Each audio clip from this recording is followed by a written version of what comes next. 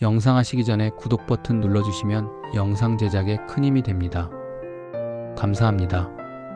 개인 사업자의 퇴직금 처리 방법. 안녕하세요. 법인 전환 전문가 김영준 센터장입니다. 오늘은 정말 많은 분들이 궁금해하시는 내용을 가져왔어요.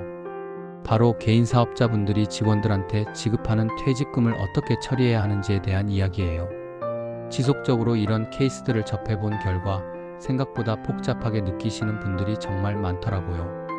특히 처음 사업을 시작하신 분들이나 직원을 새로 뽑으신 분들은 이거 어떻게 하는 거지? 하면서 당황하시는 경우가 많아요. 그런데 걱정 마세요. 차근차근 알아보면 생각보다 어렵지 않거든요. 퇴직금 지급 의무 누구에게 있을까요?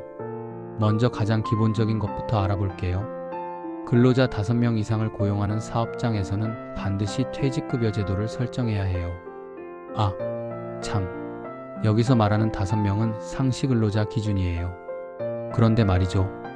5명 미만이라고 해서 아예 의무가 없는 건 아니에요.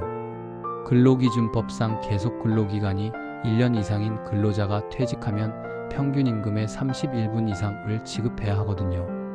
이건 진짜 중요한 포인트예요. 꿀팁! 5명 미만 사업장이라도 노사합의로 퇴직급여 제도를 도입할 수 있어요. 오히려 미리 준비해두면 나중에 직원이 늘어날 때 더 수월하답니다. 실제 지급할 때는 어떻게 해야 할까요? 자, 이제 실제로 직원이 퇴사할 때 어떻게 처리하는지 알아볼게요. 제가 본 사례들을 살펴보면 대부분 이 부분에서 헷갈려 하시더라고요. 단계별 처리 방법. 1단계 퇴직금 계산하기 평균 임금 30일 근속 연수. 2단계 소득세 및 지방소득세 원천 징수. 3단계 퇴직소득 원천 징수 영수증 발급. 4단계 다음 달 10일까지 신고 및 납부. 여기서 정말 중요한 건 원천 징수예요. 퇴직금에서도 세금을 떼고 줘야 하거든요. 어떻게 설명하면 좋을까요? 월급에서 세금 떼는 것과 비슷하다고 생각하시면 돼요. 세무 처리 이것만 알면 오케이. 이 부분이 정말 많은 분들이 궁금해하시는 부분이더라고요. 퇴직금을 지급했을 때 장부에는 어떻게 기록해야 하는지 말이에요. Q&A로 알아보는 세무 처리. Q. 퇴직금은 어떤 비용 계정으로 처리하나요? A. 퇴직급여 충당금 환입 또는 퇴직급여로 처리하시면 돼요. 미리 충당금을 설정해뒀다면 환입으로, 그렇지 않다면 비용으로 직접 처리하는 거죠. Q. 원천 징수한 세금은 어떻게 기록하죠? A. 예수금 계정으로 처리하시고 신고 납부할 때 차감하시면 됩니다. 이건 월급 줄 때와 똑같은 방식이에요. Q. 퇴직연금 DC형을 운영 중이라면 A. 매월 납입한 부담금을 퇴직연금 부담금으로 손금 처리하시면 돼요. 실제 퇴직 시에는 추가 부담이 거의 없답니다. 놓치기 쉬운 주의사항들. 이것도 알려드려야겠네요. 이건 진짜 꿀팁이에요. 많은 분들이 실수하시는 부분들을 정리해봤어요.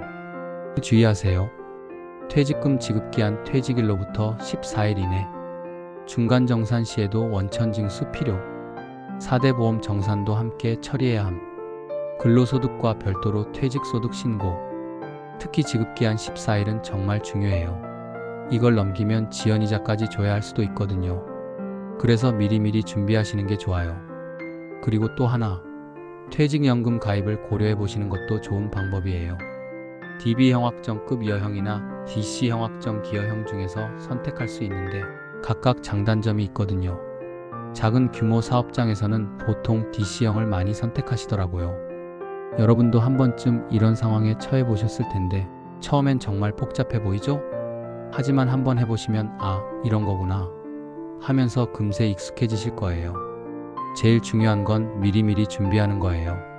직원을 채용할 때부터 퇴직금 관련 제도를 어떻게 운영할지 계획을 세워두시면 나중에 당황하지 않고 차근차근 처리할 수 있답니다.